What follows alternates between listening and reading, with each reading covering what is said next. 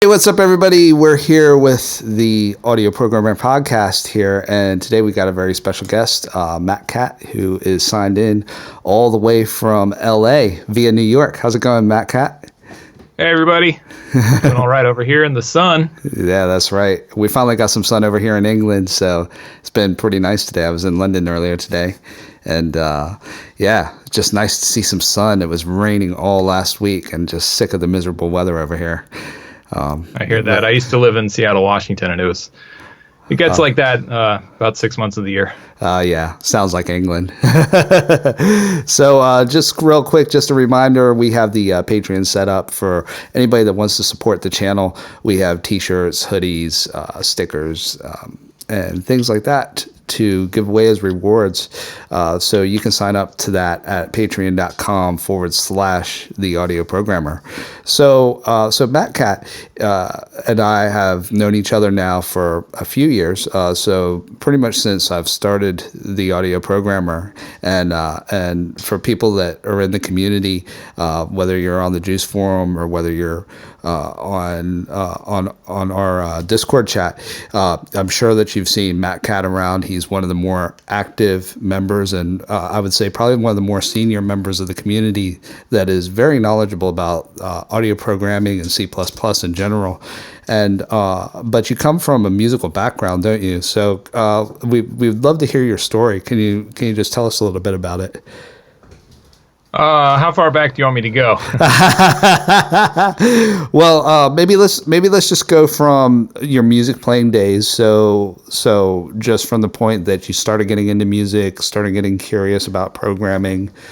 Can you take us from there? Okay, so I started when I was really young. Like I got exposed to music when I was like 2 or 3 years old, playing piano and whatnot, and then I'm an 80s baby. So in the early 90s, that's when AOL and stuff came out, and that's also when Doom and Quake 1 came out. And my first exposure to programming was when the tool set for Quake 1, the scripting thing, that lets you see the source code for the monster AI and the level entities, like the things that make the nail pack bump up and down, that sort of stuff. Like the source code for that stuff all got released because they wanted the community to be able to make mods for levels and stuff. And first time I saw that, I was like, oh man, what is this? This is so interesting. What is this? I'm really curious about this. That kind of introduced me into programming. This was back in like the early 90s. Wow. Was that C++ or? No, it was this thing called Quake C, which was like a version of C without pointers and stuff. Wow. It was like some language that id Software had come up with to make it so that level designers could add moving elements to the levels, like elevators and stuff like that. Oh, wow. Crazy. And then, yeah, and so from there I ended up just pursuing a career in music, and I ended up moving to New York City in 2003. And I was pursuing a bachelor's and master's degree from Manhattan School of Music. Got out of there, stuck around for 3 years, stuck around for like 13 years, graduated in 2007. Ended up becoming a professional musician in New York, doing the wedding gig thing, doing arranging on records, string arranging and gospel. Doing string arranging and horn arranging on gospel records and other terms of records. And that got me a couple of Grammy nominations on a few records a couple of years ago, which is surprising. Wow. And then along that whole way, I was still interested in gaming, and Doom 3 had come out. That came out in like 2004, 2008, and then around I think 2008 or 2009, they open sourced the game, and that was my first exposure to C++. I see. Mind you, this was the version of C++ that predated C++ 11. So everything was still kind of weird. So I was just tinkering around with that for probably a year straight. And then I did a video for my YouTube channel. I wanted to teach drop 2 voicings. And at the time I was doing everything in Finale. And I don't know if you've ever used Finale or Sibelius or whatnot, but those programs are pretty it takes a while to get a lot of good stuff done. And after I finished that video, like it took a really long time for me to to prepare the document that became like what you see on the screen while I'm talking about everything. It made me realize that there's got to be a better way to do this, and then that's what prompted me to develop my app Cordy.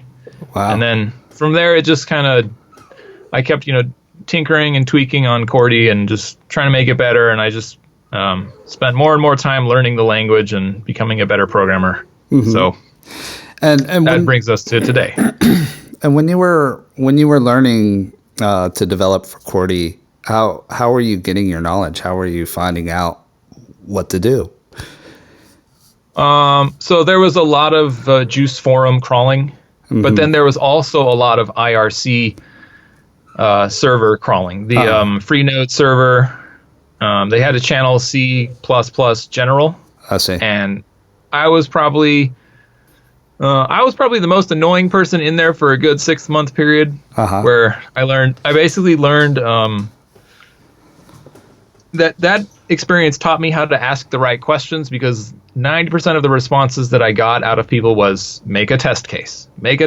Like, sure, I have this long, arduous thing of code that's like, hey, I'm trying to figure out how to get this button event to do this other thing. And they're like, we don't have access to that framework, and we're not going to take the time to download it to help you.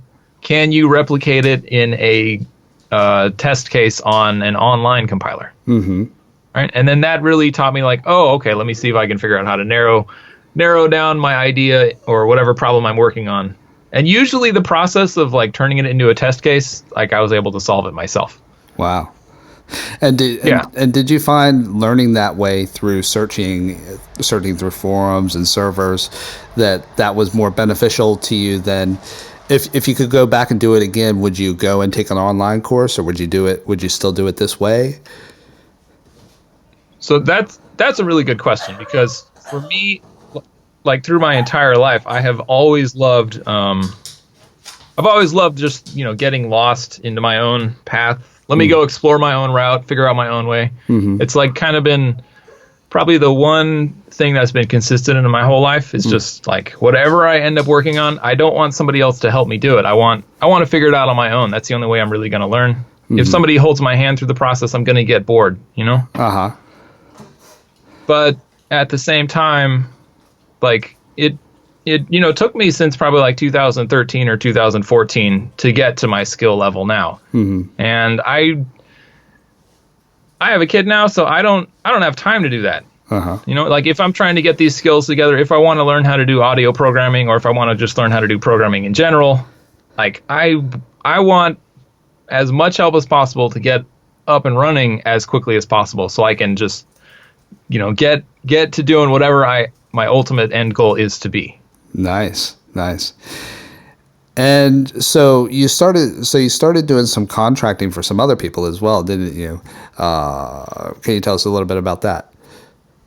Yeah, after I had started to contribute a lot to the forum, contribute a lot to the JUCE forum and whatnot, I had a Facebook friend who was a guy.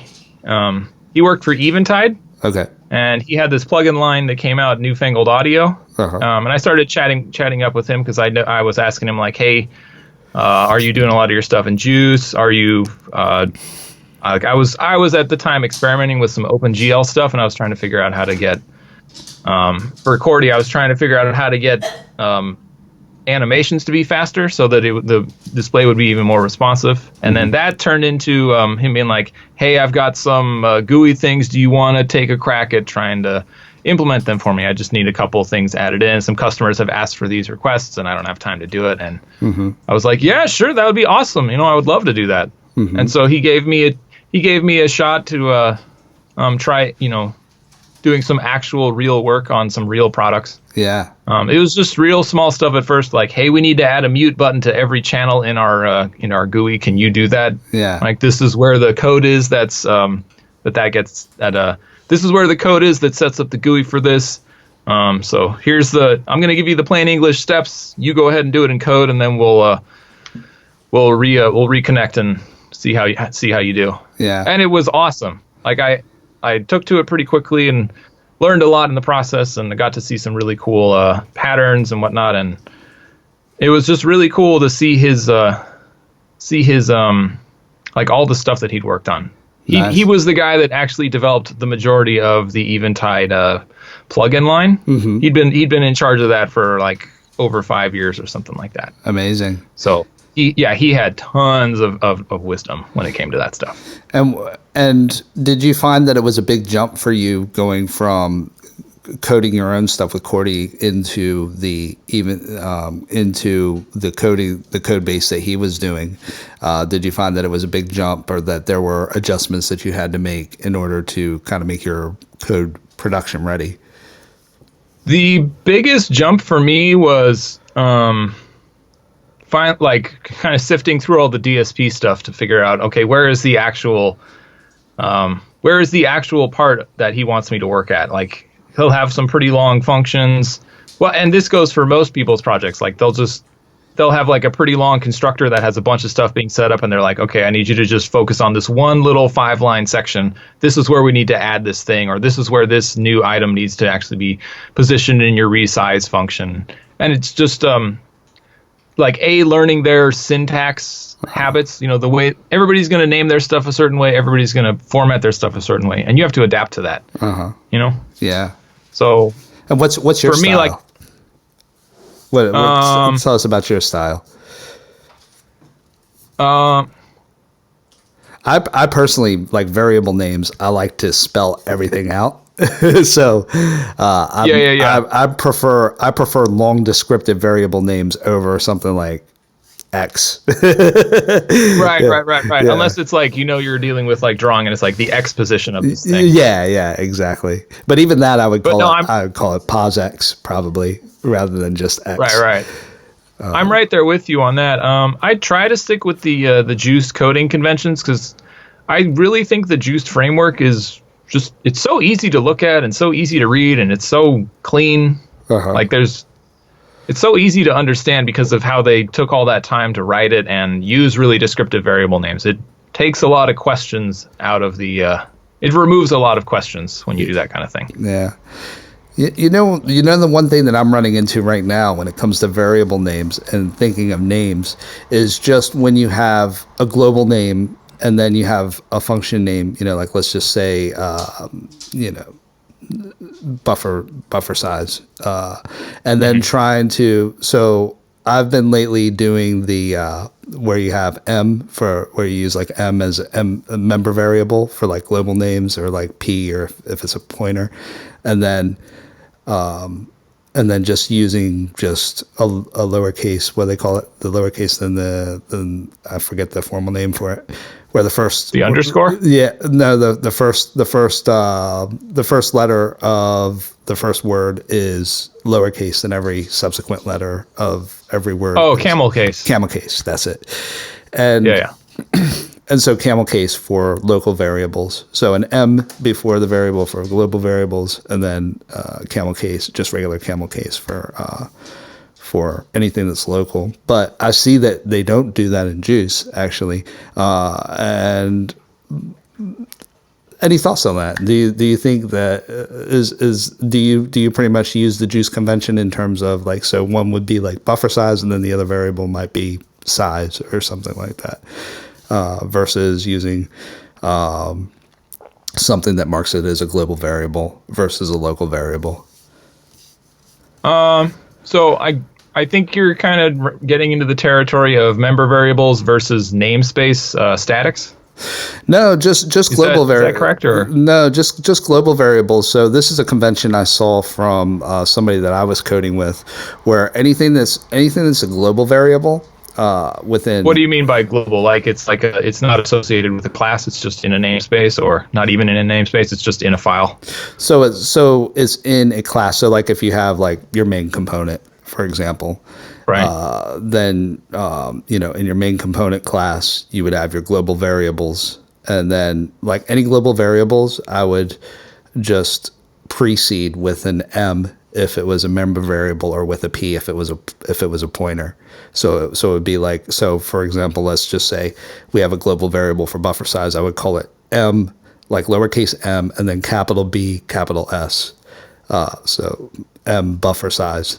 And then, but if it was a local variable within a function, then I would just call it buffer with lowercase b, and then a capital S, camel case. So, okay. Yeah. But I found that convention was quite useful just for knowing, like, okay, well, this is something that's global. Or if I'm searching for a variable and I know it's a global variable, then I know that I would start it off with an M and then whatever the name of the variable is. Yeah. So are you doing that as a way to make it easier to know, like, to access your member variables? You can just type M and let the autocomplete show you which ones are member variables? I think for me, it's a quicker way of actually seeing. So right away I can look at that and I can say, oh, well, that's that. Now I know that that's located. That's a global variable within this class.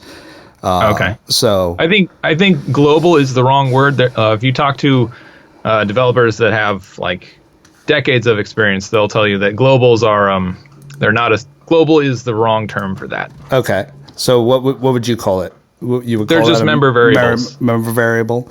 Okay. Right. When I think member variable, I think something that's. I guess I think of something in a class. Okay, cool. Well, thank you for straightening that out for me. But you see what I'm saying, though, that so I guess especially for larger classes, that's a quick way of me saying, oh, so I know that that's something that exists outside of just this function then. Sure. Yeah. But yeah, that's something that I've learned from another developer, and I find that it's helpful for me to see when I'm within a larger class to see, like, oh, well, I know that is something that exists kind of. I don't know if global is the right term for it or not, but globally within that class. Gotcha. Yeah. So there's the whole idea of, like, you know, whatever you write, you're going to remember because you created it. Mm-hmm. But like when your functions and your classes start to get kind of big and you have a lot of variables going on, or you have a lot of static variables, you're right, it can get confusing, and it helps us to have a way to figure out what variable am I actually trying to target and which one am I actually trying to access. And if that works for you, cool. You're going to come to a position where you might be on a team with some other people, and they might be like, the senior developer on that team might be like, hey, we're not going to use that convention because it just clutters up the code base, or that's just not what we do at this company, or something like that. Or they might be like, hey, this is the new style. We are going to use that, but we're going to use this other bracket indent style. Yeah. Where it's like your curly braces are not like in line with the name of the function. They're like indented a tab, which is just, if you've never seen that style, it's hard to read. Yeah. That's the simplest way I'll put it. For me, at least. I had trouble when I saw it. Yeah. Like, I immediately wanted to just reformat the code just so I could be like, okay, let me get so I can understand it. This is just making it really hard for me to figure out what's going on because of this whole formatting thing. Are you talking about when you have the end of the argument and then they put the first curly brace after that, the end of that, of the parentheses with the arguments? Is that what you're talking about? I think they call it I'll show you I'll send you a snippet on Colorado real quick. Yeah. So we got. Yeah, it's the Whitesmith is the weird one. Oh, okay. So we have. So KNR is the one where it's on the same line, where the first brace is on the same line after the arguments. Then you have Ullman style, which is the style that we both use. Where, right, it's the JUCE style, basically. Yeah. And then GNU style and Whitesmith style. Wow, there's so many styles. What's this Hortzman style would completely mess me up. Yeah, to me it always makes it hard to see the scoping. Yeah. And scoping is so important. Like, oh, look at that haxel. Wow, that is so weird. It's like every variation. It's every variation. Crazy. I've never seen that. Wow. The Lisp style is pretty crazy as well. Amazing. It makes you wonder how those styles developed, because to me they make it harder to read. But I guess it's, after people write code for a really long time, they want they want to write the least amount of code as possible to be as expressive as possible. And those styles, maybe they facilitate that a little more. Yeah. But Yeah. yeah, I don't know. I feel like when you're on a team and other people need to look at your stuff, you need to make it as easy to read as possible. Yeah, So- that's right. That's right. So Matkat has a course, and I've been helping them to get the word out and everything. So it's a very comprehensive C++ course that's catered towards audio development. And we actually wanted to do this podcast just to talk a little bit more about the course, what it's about, who it's for. So I guess I'll give you the podium, Matkat, to really take it away. What was your kind of vision for this course? Okay, so this course came out of so I was a full-time musician for like 13 years, and at the end, kind of near the end of my career, I was starting to get bored with the gigs that I was doing, and I'm just unhappy in the general scene that I was working with, and I started to notice that there were like all these really amazing, talented musicians that were playing these gigs that just didn't pay a lot of money. And they didn't have this, that's how they were, if they had a family, this is how they were going to try to support their family. I don't know if you've ever done the professional musician thing, or for anybody else that's listening, if you are doing the professional musician thing in a city like New York and you're just doing nightly club date gigs, those gigs only pay like $150, $200. So, you're playing for 4 hours, you're playing for 5 hours if it's like a late night set and you're going from like 9 till 2 a.m. That's not a lot of money. And the way that the current music scene is going, people want music for free. They don't really want they don't want to pay for it. Clubs don't want to pay musicians. They want you to just play for the exposure. Like it's harder and harder to make a living once you like decide that you want to have a family, or you decide you want to buy a house, or just do some adulting type things, #adulting. Yeah. And so this partly spawned out of that because I had all these musical friends that I'm sure they loved what they were doing, but I always felt like 20 years from now, are you really going to still want to be playing those gigs that only pay $150, Uh-huh.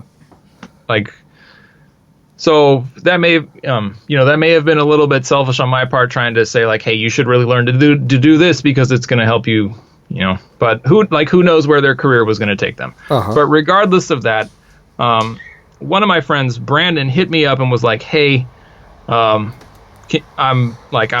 eager to get out of this music scene. I want to transition from it a little bit into something that's a little bit more lucrative. It's going to help me and my family a little bit better. Can you give me a crash course in C++? Uh-huh. And when he asked me that, that's when I was doing contract work with Slate on the Raven project. And I was like, yes, let me see what I can put together. And I started writing these scripts. And I was originally just going to try to write out like one script. It was going to be like a 3-hour thing and just be like, here you go. Just read this and you'll be good to go. And then the more I started writing them, I was like, oh, this needs its own topic. And then halfway through that one, I was like, oh, I come to this concept. And it's like, oh, this needs its own topic. And then before I knew it, I had 25 different topics. And I started just developing them more and more and kind of honing them more and more. And I think there's a fair number of people in the Discord who had seen them and got to like read through them. And Uh-huh. I think Benedict is one of the people who had checked it out. Yeah. He was- Benedict is really taken off in terms of his coding ability. Oh, that's awesome. Yeah, really good to see. Yeah. Quite a few people have really said that the script that you had was really helpful for them. Right. So I always felt, and this, from my own journey, I would say it took me from when I stopped messing around with Doom 3 and started messing around with Flash, and then started going back again to work, doing some actual like C++ stuff. Uh-huh. That's when I started Cordy with JUCE version 3. Mm-hmm. From that was like 2013 until now. That's like a 6-year process, and I really wish I hadn't taken 6 years to get to my current skill level, because I would be so much more productive now, and I would be a lot further along. And yeah, so that's kind of the impetus behind making this course. I've I feel like there's an easier way and a better way to learn this really complicated language, and it just needs to be shown.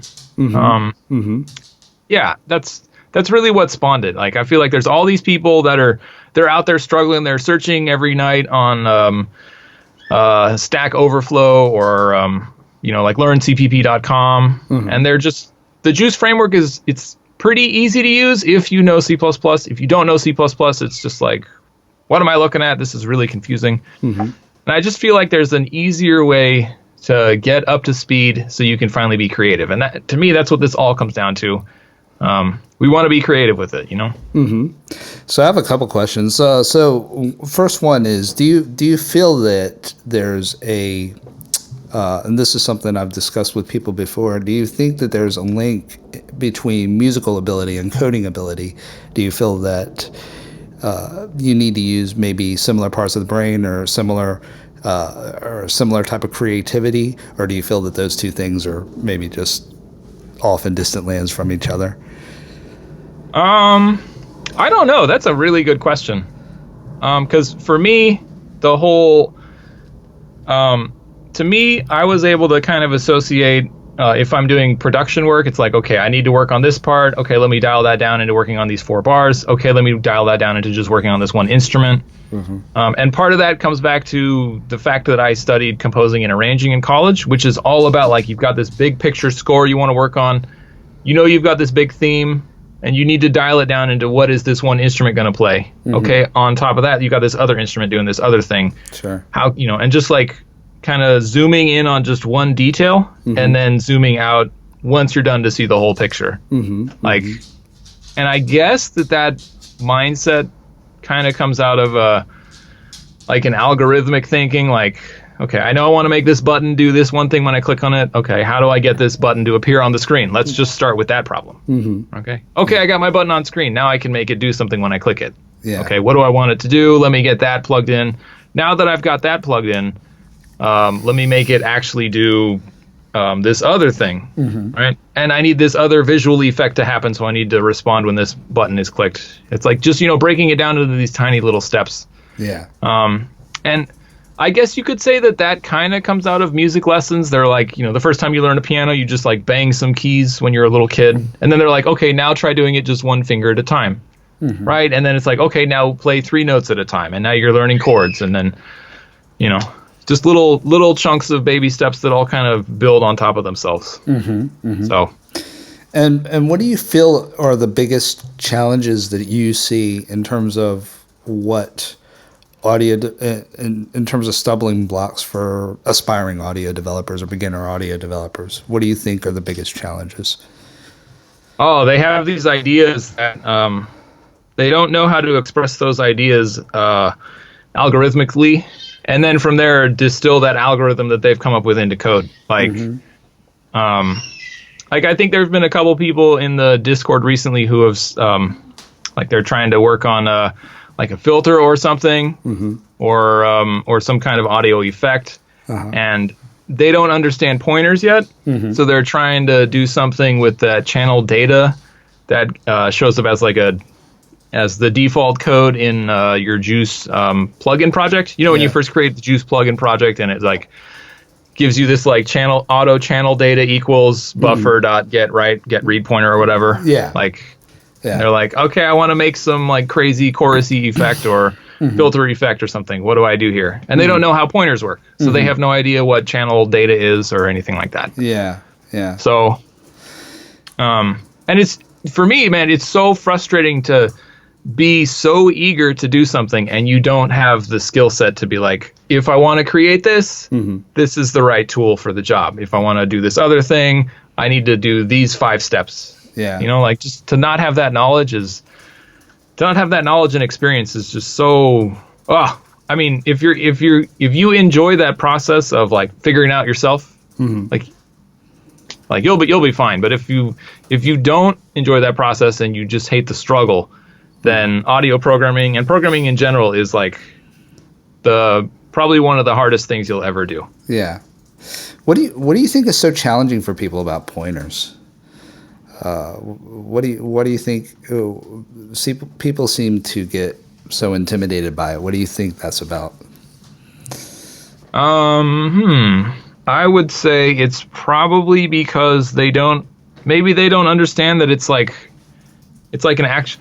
If you think of like the actual chips that our memory lives in, it's like an actual place in that chip, and you can have multiple variables point to that same place. Mm-hmm.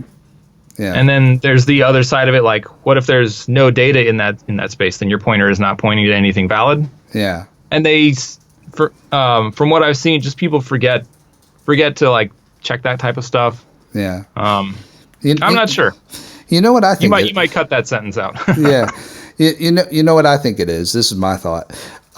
Is that if you look up like pointers tutorial on C++, you'll see 1,000,001 pointers tutorials on ways to use pointers.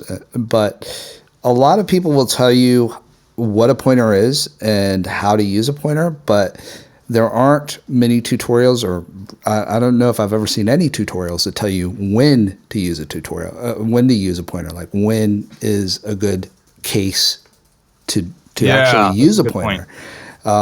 And I mean, and this is something that, I mean, for me, the two things that, this is something that I'm still very much a beginner.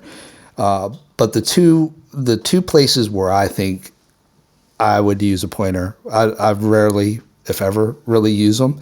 But if I do, the two cases that I think of are, one, if like let's say that you're selecting a song, and then the song resides in a space of memory, and now you want to change the song, then you have a pointer that points to another space of memory which contains another song. So that to me feels like a use case for a pointer. Would that be pretty? Is that accurate, or am I off base there? No, I can see that as being a thing. Like if you actually are loading your song into memory, like if you say you're loading your whole album into memory instead of just leaving it on the disk. Yeah. Like doing the actual reading of it, then you could say that like I'm reading at memory address 0x whatever. Yeah. And then I'm done reading it. Let me move to the next one, which lives at some other address. Yeah. And then you just make the pointer point to some other address. Yeah. Which is like a vector, which is exactly. I mean, vectors are pointers, aren't they? I mean, an index to a vector. Right, an index within some array of data. Yeah. And then the other case that makes me think of a pointer would be something that was a piece of memory that was so big that I wouldn't want to copy that to another place, so that I would have it residing in one place and then I'd have something pointing towards that space in memory, like a high definition photo, for instance. Right. So those are the two main, I guess, cases that I think of that come to mind when I think of for using a pointer. But I mean, in my experience, to be very honest, I very rarely ever use them. I mean, what would you say is like a typical use case? Like, okay, you should use a pointer here. Well, the current mindset is that if you can avoid using a pointer, use a reference instead. Mm-hmm. References are it's an object that already exists, whereas with pointers it's like it might exist or it might not. Pointers used to be the way that you would indicate that you may have a value here or you might not, and that's why there's the whole argument of always checking whether your pointers are valid before you use them. Mm-hmm. If you know they're valid, don't use a pointer, use a reference. Mm-hmm, mm-hmm. So at that, I got lost. I forgot where I was going with that. Like a typical use case to use a pointer, like when. Oh, okay. Yeah, just like in audio programming, what would you say is like? So usually, kind of like the audio buffers are kind of contiguous blocks of float samples, sure. And it's really, really fast to just set your pointer to point to the very beginning of your array, and then increment the pointer to advance through it. Yep. Instead of using like the audio buffer class, mm-hmm. and then using the audio buffer class's member function. Let me look up what that is. And let me see. Go up to the top here. Let's see, audio buffer. let me pull this up here. Audio buffer. I think it's like get sample or something like that. Yeah, that's it. Like it's so much faster to just point to the raw audio data and then increment through it by just doing pointer incrementing, as opposed to using the audio buffer dot get sample. Yeah. Because But what about a use case when you would actually create like a unique pointer or a shared pointer? Like what's a use case for that? That's if you want to I mean, have some object outside of like audio buffer land and the audio callback, like what's a use case for? I mean, I'm kind of embarrassed to say that I don't actually really know this, but no, it's all good, man. Like everybody's got to. We all start somewhere, you know. But what's the typical use case where you say, okay, I'm creating this thing. This thing needs to be a pointer.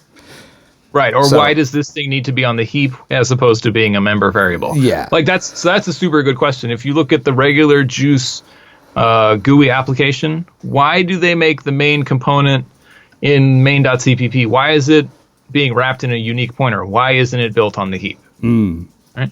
Yeah. And so there's like two ways to answer this. The first way is that if it doesn't have a default constructor, let me see. I'm trying to think. Should I share my screen? Yeah, share your screen. Let me see if I can pull up something in Xcode real quick. Let me see. Go to here. Go to main. Okay, let me get my screen sharing. Let's see if I can share just the application window. Okay, great. Okay.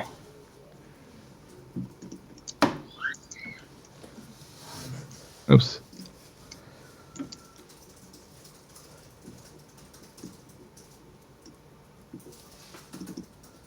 Okay. Go to this in Skype. Start sharing. All right, is that sharing? Yep. I can see myself. Okay, so yeah, over here in main window, like why is this a unique pointer? Yeah. All right. And one reason is because it's wrapping this main window class right here. Yeah. And this main window class has a default constructor. Or it doesn't have a default constructor. Like you have to provide it with an argument. And one of the reasons, like, why do they do this? Why aren't they doing main window like that? And then class name. Yeah. Right? Why aren't they doing default in-class initialization like that? And part of the reason is because we don't know how big this main component is going to become. Yeah. Like maybe this becomes massive and it needs to allocate like some huge, like it's going to load an entire audio file into memory, or like 20 audio files into memory. Yeah. That's what I would have said. That's what my answer would have been, that potentially the main window could be very large, and that you would want to have that on the heap rather than on the stack.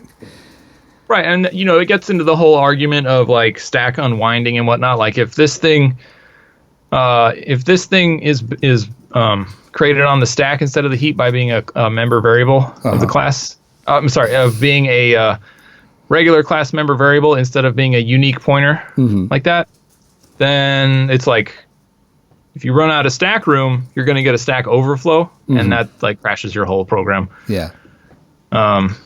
So there's that. That's not a good thing. Yeah, it's not. So that's like one argument as to why to put it on the heap. Yeah. Versus like putting it on the stack. I mean, it really comes down to the size of the object and what kind of lifetime do you need for this object. Okay. So you can see right here in this shutdown. Yeah. Like this, they're killing the object before they kill the Hello World application. Yeah. Yeah. Where's this? This comes down to the whole like destruction order. Like they need the main window, app to be shut down in a certain order. Main window's got to be killed before the actual JUCE application gets killed. If we go to the JUCE application, the actual JUCE application destructor, where is that? Where's that destructor? Oh, it's empty. But maybe an application base. Maybe we'll see an actual destructor that does something kind of crazy. Okay. But these are all, it's like we put something on the heap because we want to partially control this destruction order. I see. Wow. Maybe there's something up here. Yeah. Here's where it kills the app instance. Yeah. Right. Okay. So, and before it can kill the app instance, it's got to kill that main window member variable. So that's why they do it on the heap that way. I see. To control when it's actually destructed. Right. Interesting. So that's one of the things I talk about in the chapter on destructors. Yeah. Let's talk more about that. So as I said before, Matkat's created a course and on which I'm an affiliate, helping to get the word out about the course, and it's very comprehensive, and it takes you from everything from if you're just downloading your IDE for the first time and just getting started, you've never coded a line of code before, all the way to the pro stuff, such as R value references. What else goes under pro? Move semantics, I guess, would go under pro. Yeah, it's all the stuff that's going to make your code run really fast and be really general. What we want when we write our code is to be able to reuse it a lot of the time. Yeah. So we can have, say we come up with a really cool distortion module, and we end up creating a line of plugins.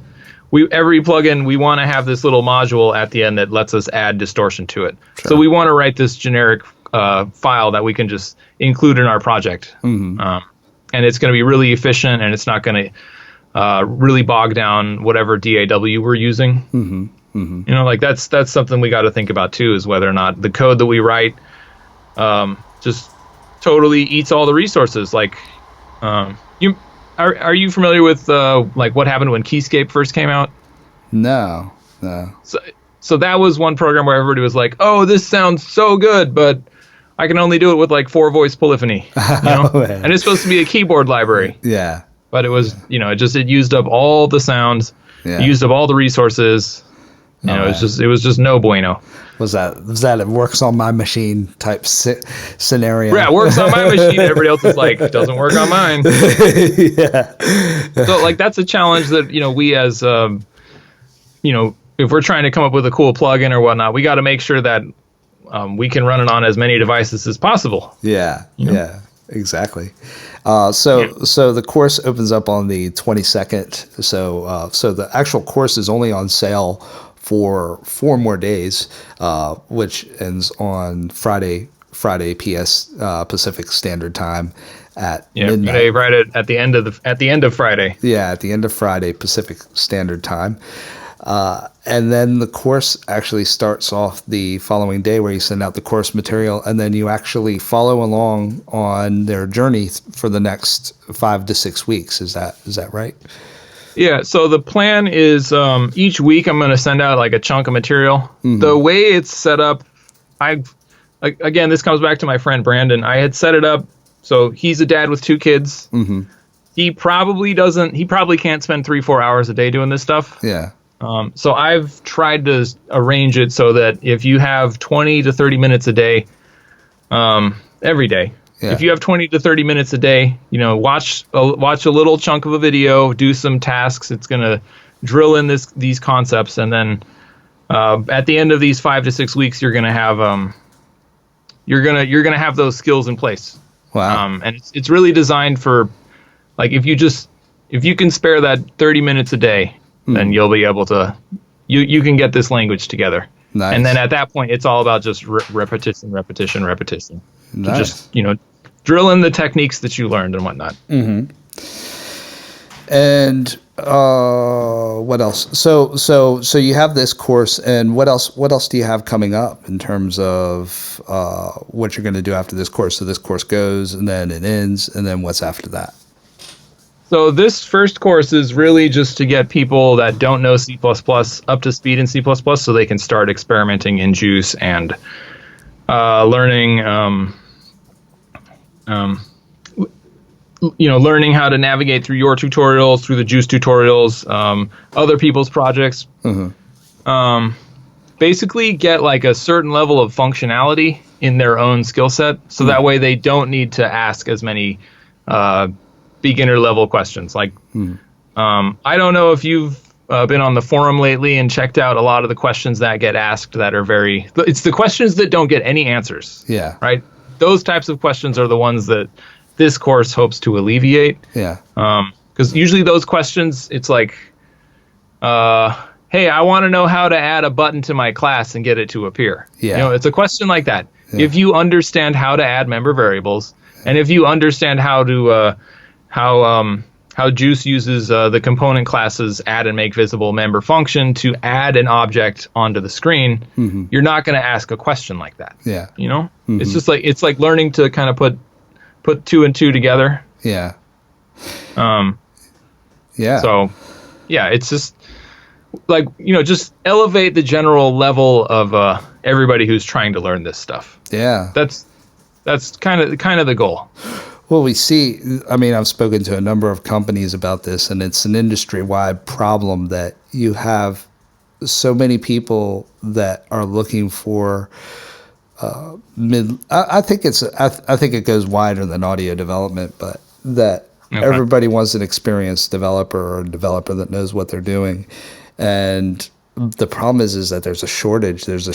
I can't speak for other areas, but within audio development, there's definitely a shortage for people that know how to do even just a working knowledge of JUCE development, and that's a problem that I see a lot of people talking about. So it'll be interesting to see how we can continue to kind of lay this foundation and improve like you said, the general, just kind of try to elevate the general community knowledge and, have more resources out there for people to get up to speed quickly.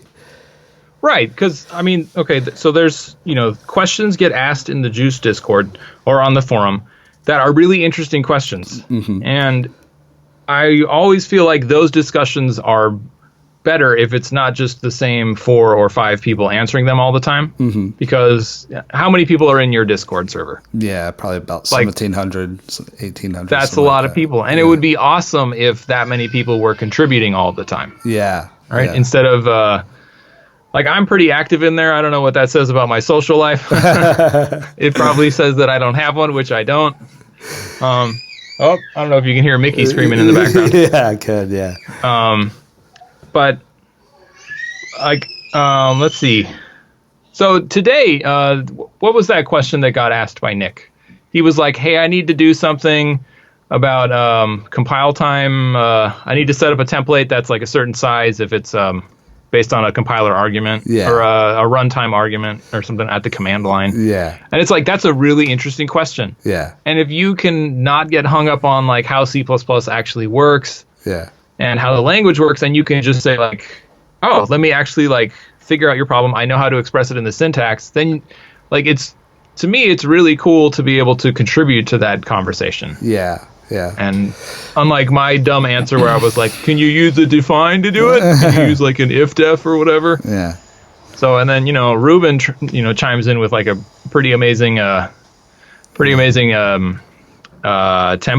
template answer. Yeah, as he does. Pretty amazing. Yeah, that guy's a wizard. So What do you expect? What I was going to say is what would be nice is that what I would like to see in terms of the community is a place where beginners are still asking the questions in terms of like getting a button on the screen, getting those things. But what I would like to see is more of those people that are maybe at the beginner level now being able to kind of get up to that middle level where they can kind of help the beginners along and start kind of getting people, getting those very beginners kind of up to speed and seeing some of that. And I am seeing some of that in the community. Now what's great to see is that now in the Discord, I can't even keep up with the conversations. Like if I'm away from my phone for a couple hours and I come back, I'm like, wow, look at all this. Look at all these conversations that are happening. Awesome. But what I would hope to see is that over time that some of these people that are at the very beginner level now maybe in 3 to 6 months they get to a point where they can start helping those beginners along, and that that it's not always coming from just the very experts. Right. Yeah, and like you said, I think it's getting nice now where people like Nick is at such a high level of coding himself, and where he's asking these questions like this that are very interesting, very tough questions I wouldn't even know where to start, and that it's good to see those questions being asked and answered as well. It's great to see it's even great to see a place where Daniel can ask questions and get some answers, because he's always answering everybody's questions. Oh yeah, that guy's a hero. He is a hero. Is a hero among everybody. Yeah, so we definitely have some heroes. So on the flip side of that, yeah. So it's cool to get all of these new programmers answering questions for even newer programmers. But we also don't want them answering those questions incorrectly and providing, wrong answers. That's correct. Yeah.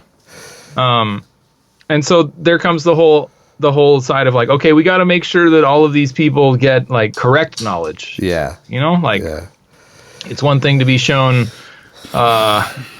when should you only pass references versus when should you pass by value versus when should you pass a pointer. It's should you, if you're going to show a little snippet on the screen and it's using pointers and you're not demonstrating safe pointer usage, you're telling these people that indirectly that they don't need to use pointers safely. Yeah. And it's just little things like that are the little habits that, if you can fix them, it saves a lot of problems down the line when you start using pointers in weird ways, and it makes it easier. It makes it just easier to debug your projects. Yeah, and fix your code, and your code ends up writing itself a lot quicker and more efficiently because you have these just fundamentals in place that are every time you use a pointer, always check to make sure it's cool. Yeah, I don't know if you've ever appeared inside. I think it's one of the button listener classes, or just the button class where they have the button callback, where it uses the safe pointer to make sure that your button callback hasn't deleted the button. Yeah. An example of that would be if you have your pop-up window and you click the little X in the corner,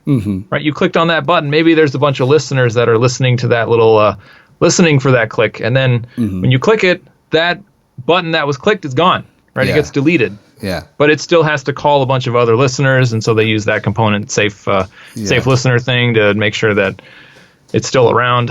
Yeah. So it's just little habits like that to make sure that you're using these tools, in a safe way, so that way you don't cause a major explosion and then you spend 2 or 3 days trying to debug something that was just because you forgot to check if this equals null pointer or if, P equals null pointer. Yeah. If it equals null pointer, just get out of there. Yeah. Otherwise, you're good to keep going. Yeah. I think it's interesting that we have, I definitely agree with what you're saying. I have kind of a different perspective on it, and I know that we've discussed this before, in that I always feel the first time, maybe it's good that you take those 2 or 3 days to really figure out how what has happened with your pointer usage that has really kind of messed up your application. Because once you've gone into that 2 or 3 days, then you've really kind of learned in a kind of very intimate type of way what's actually happening there. Right. And that I've seen, by the way, this my dog always does this thumping thing, and that I find for myself as kind of a beginner or to intermediate developer that sometimes when concepts are explained to me, that it's difficult for me to understand in a way I feel like a teenager, when you see a parent trying to explain to a teenager the dangers of life and the dangers of different situations, but the teenager doesn't have the experience or the kind of breadth of knowledge to really understand the ramifications of what they're doing. And that's the way that I feel as a developer sometimes, is that people may try to explain to me, or that I see in the group where things try to get explained, where it's like the person that's being explained to doesn't truly understand the ramifications or the consequences of their actions, and so it's difficult for them to really see all of the layers of how that decision might affect their application. Right. Yeah. So they need some exercises that are gonna basically explode on them, and it's their job to fix it. Possibly, or that I feel I kind of take this. I guess that I take this angle of, you know what, jump in there as quickly as possible, and when you run into the situation where it has to be a pointer, then that's when you say, okay, I need to open Google up and I need to say, okay, what is a pointer, or why isn't this thing working?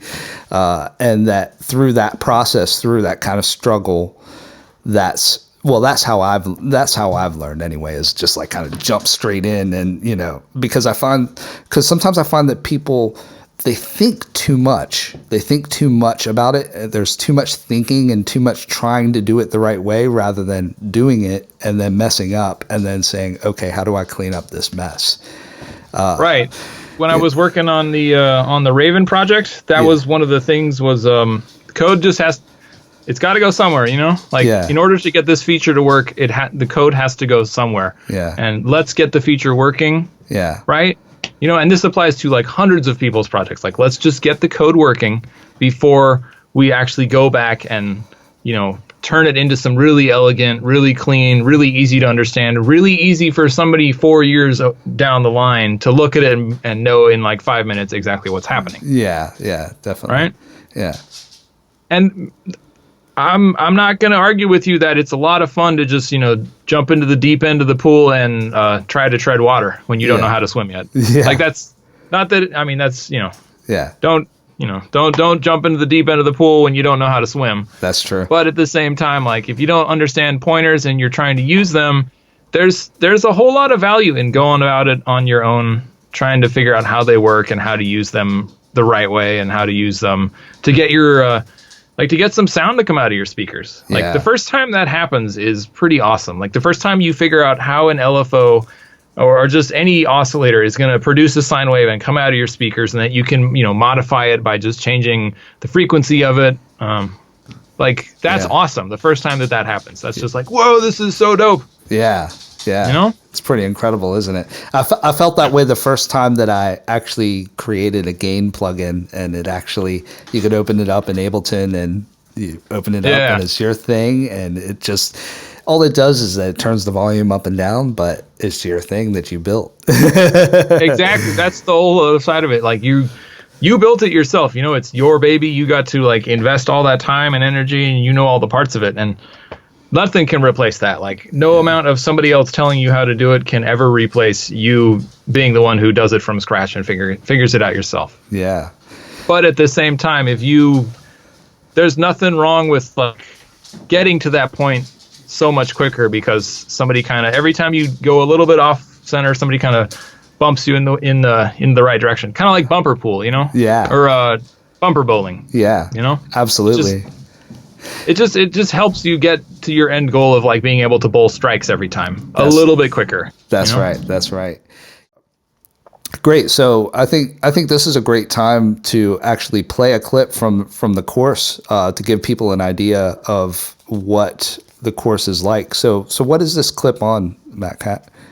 So this is the This is an excerpt from the chapter on constructors. Yeah. And we're getting our first exposure to what constructors do and how they initialize variables, and what happens if you don't have a constructor, and what kind of trouble you can get into with the implicit constructor provided by the compiler.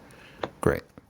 So the first thing we need to do is create an instance of our person. We need to speak it into existence, and we have already done that in the initialize function right here.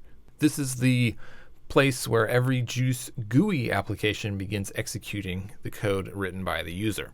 Let's click on the line number right next to the word P to create a breakpoint right here. Let's run the program again. We're going to check out the debugger real quickly. The debugger automatically opens. That's this part down here. All right, let's expand this area. And if you look at the variables in the bottom, you can see our object here. If we expand this, you'll notice that they are all filled with random values. Let's write a constructor that solves this problem of member variables containing garbage values when our person object comes into existence. Constructors don't have a return type, so we simply write the name of our type followed by parentheses and a semicolon to indicate that it is a declaration. Person, 2 parentheses, semicolon, just like that. As we learned in an earlier video about how to implement the definition for a function, we will follow that same pattern with the knowledge that constructors do not have a return type listed for their definition. So we'll go outside the class, put it right below it. So we're going to omit the return type. We're just going to write the fully qualified name first, person, followed by the colons, and then the name of the function, in this case it's person, the parentheses followed by any arguments that our constructor function might take, in this case none, and then we add the curly braces. Now inside this function, we're going to initialize our member variables, right, like that. Let's watch this construction happen in Xcode. We're going to run the application again, and when execution pauses where we added our breakpoint, we're going to click the Step Into button. That's this button right here. In Visual Studio, that's going to be up near the top, but you're going to see this continue, step over, step into, and step out. You're going to see those buttons. So let's rerun it and watch what happens. Step into. Keep an eye, if we expand this thing right here, keep an eye on these values as we step into each line of code. Right? So that becomes 0 now. Height in inches also becomes 0. Right? Our distance, our hair length is now 0. GPA is also 0. Our SAT score is now 0. And our distance traveled is now 0. All right, awesome. And then if we step over this, we see 0. Person age is 0. All right, perfect. You can hit the stop button. We don't need to execute that anymore. All good. Okay, and so that was a little snippet on constructors.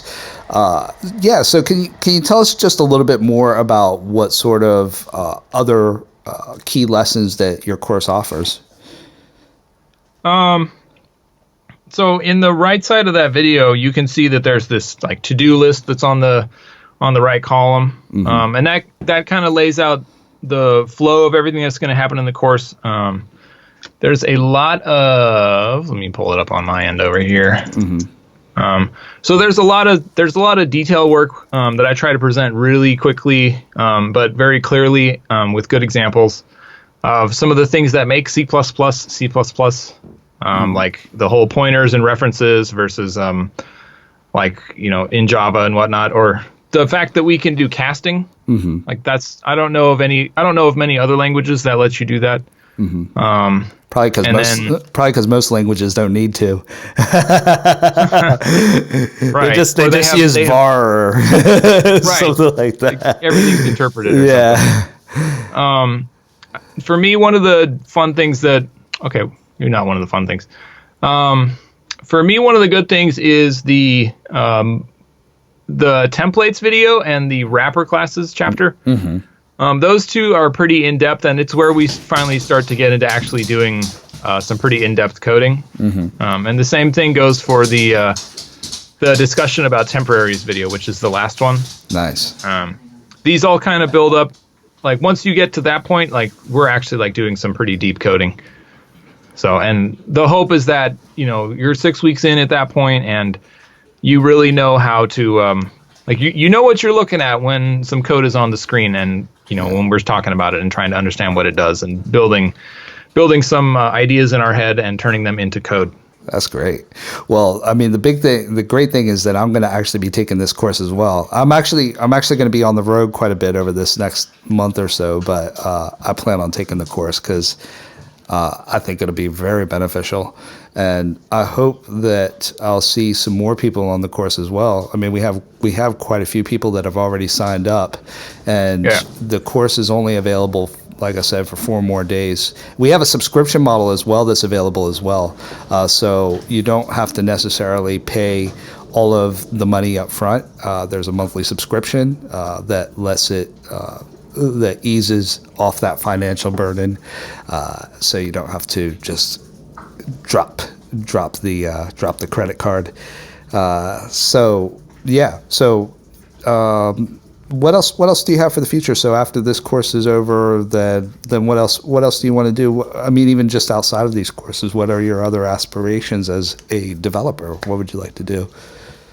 So with regard to the course, my initial plan was get this C++ course done, and then from there, do the limiter plugin that I had presented on YouTube a little bit, and then that limiter plugin actually came out of let me see. The limiter plugin actually resulted from the need in the synth to have some limiting going on whenever you play like a pretty hefty chunk of notes. It's like I was too lazy to figure out a way to just pull down the volume based on the number of notes you're playing, and I was like, you know what, let's just add a dumb limiter, and then that turned into like a bigger project, and now it's like its own plugin that I'm still trying to develop on the side. Amazing.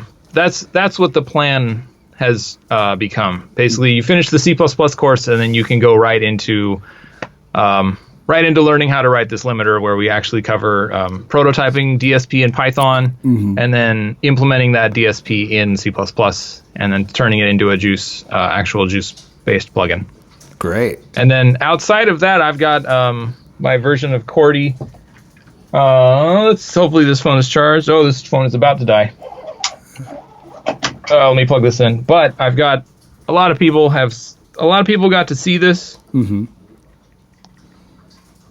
Let's get this charging. There it goes, low battery mode. A lot of people wanted to see my app for iOS. And right when my son was born, I was like really scrambling really hard to get it finished. And I didn't get it finished, but I have a prototype on... Oh, hold on. I have the prototype on this little iPhone right here. Oh, yeah. Very nice. So it's got, you can like play a bunch of... Oh, hold on.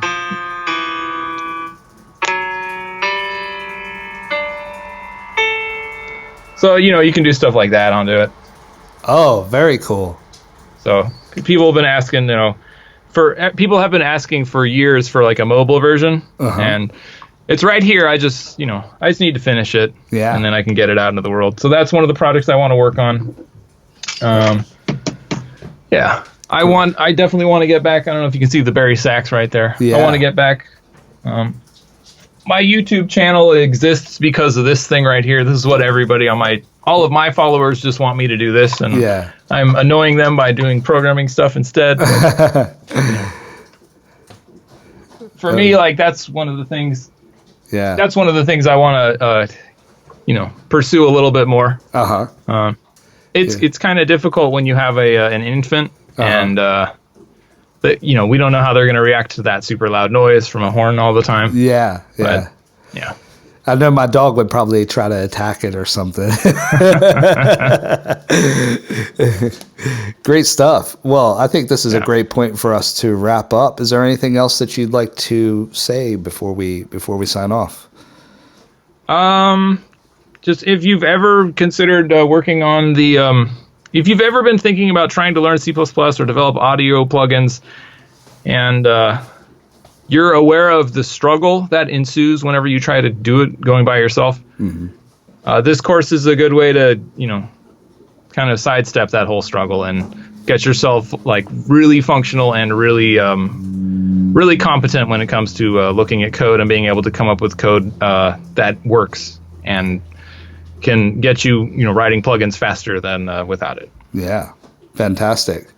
Well, like I said, only four more days where you can sign off, then the course actually closes.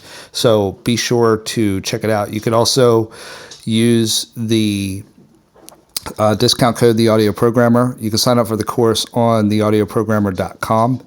And that's it. So thanks so much, Matkat, for coming on the show and talking about your journey and your vision for the course. And we really appreciate having you. Thanks for having me. All right.